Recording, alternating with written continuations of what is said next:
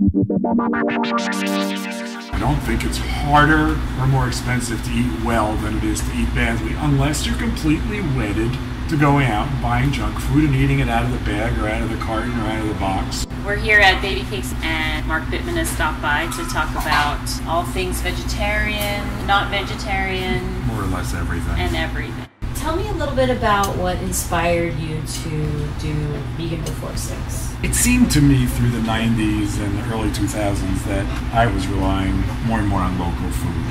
Part of the reason I was doing this was not because it was cool, but because food in supermarkets was getting so bad. I was aware of antibiotics in meat, and I was aware, of course, of confinement and the production of meat, and I was aware that eating tons of meat was not good for us. I was aware that people were getting fatter. I was aware of our junk food problems, all of that. But I didn't personalize it. And then in 2004, I wrote How to Cook Everything Vegetarian, which brought me closer to that world. And then in 2006, the UN released this report called Livestock's Long Shadow, which claimed that something like 20% of all greenhouse gases were the result of industrial livestock production, which seemed significant. And then the second thing that happened was that I went to my long-term alternative doctor, and it was like everything that goes wrong with middle-aged men had gone wrong with me. I was 30 or 40 pounds overweight, my cholesterol was on the wrong side of 200, my blood sugar was on the wrong side of whatever. And he said, this you have to fix. You should become a vegan. And I said,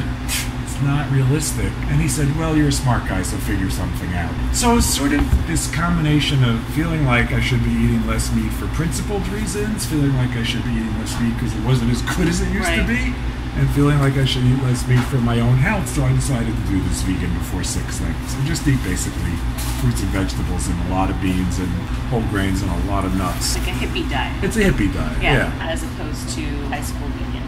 You would just get like, Right.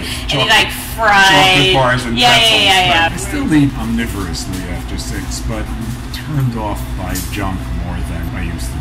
Well, you know, I gave up dairy recently for no reason other than that I wanted to see if it had caused my lifelong stomach problems. So I gave up dairy, and 24 hours later I was fine. And it's like, Isn't that crazy? it's completely crazy. I'm not going out there saying people shouldn't eat dairy. I'm saying I don't eat dairy because it doesn't agree with me. So, I mean, an anti-industrial animal product, so dairy for the most part is an industrial animal product, but nothing against people who raise cows in a traditional manner and make dairy products. That's great. I think that's what has been so popular about your column, is that it's for the people who aren't in a place of judgment.